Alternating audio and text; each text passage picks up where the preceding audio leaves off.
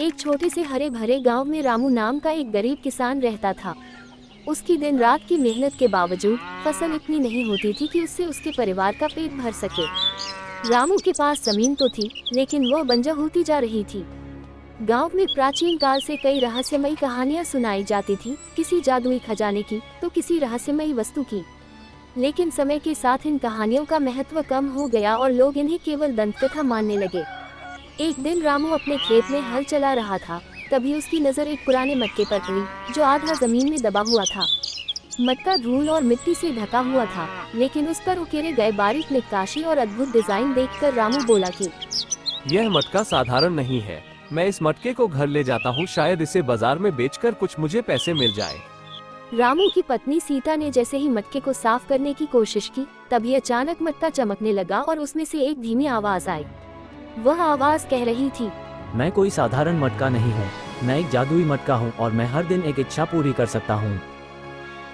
ये सुनकर रामू और सीता हैरान रह गए। उन्होंने अपनी पहली इच्छा के रूप में भरपेट खाना मांगा। मटके से तुरंत ही स्वादिष्ट भोजन निकलने लगा। महीनों बाद रामू और उसका परिवार तृप्त होकर खाना खा सके। जल्द ही मटके की खबर गांव में फैल गई।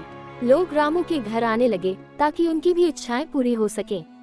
लेकिन रामू और सीता समझदार थे। वे जानते थे कि लालच उन्हें बर्बाद कर सकता है, इसलिए वे मटके की शक्ति का उपयोग सोच समझकर करने लगे। वे कभी फसल के लिए अच्छे बीज मांगते तो कभी खेती के लिए औजार। धीरे धीरे उनके खेतों में फसल लहलहाने लगी और उनका जीवन खुशहाल हो गया।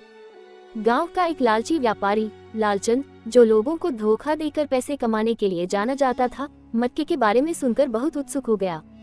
उसने सोचा कि अगर यह मटका मेरे पास आ जाए तो मैं सबसे अमीर आदमी बन सकता हूँ।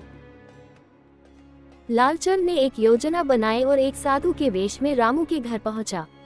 उसने रामू और सीता को आशीर्वाद देने का नाटक किया और मौका देखकर मटका चुरा लिया।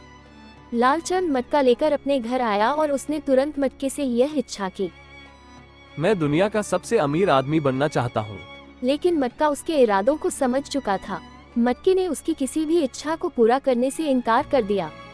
उल्टा, जब वह सोने की मांग करता तो मटका उसे कीचड़ देता। जब वह अच्छे कपड़े मांगता तो मटका उसे फटे पुराने कपड़े देता।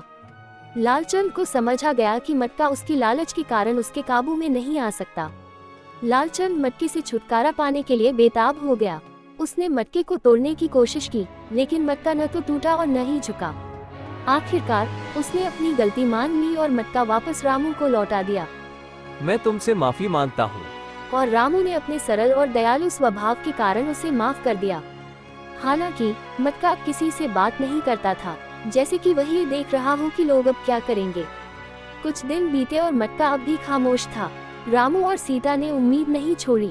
वे फिर से अपने पुराने जीवन की ओर लौट गए और खेती में जुट गए।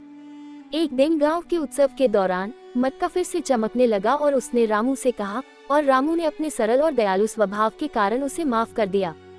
मैंने तुम्हारी परीक्षा ली थी, अब मैं तुम्हारी सेवा फिर से करूंगा, लेकिन अब मैं केवल तुम्हारा नहीं, पूरे गांव का हूँ। मेरे होते हुए अब कोई भी भूखा नहीं रहेगा।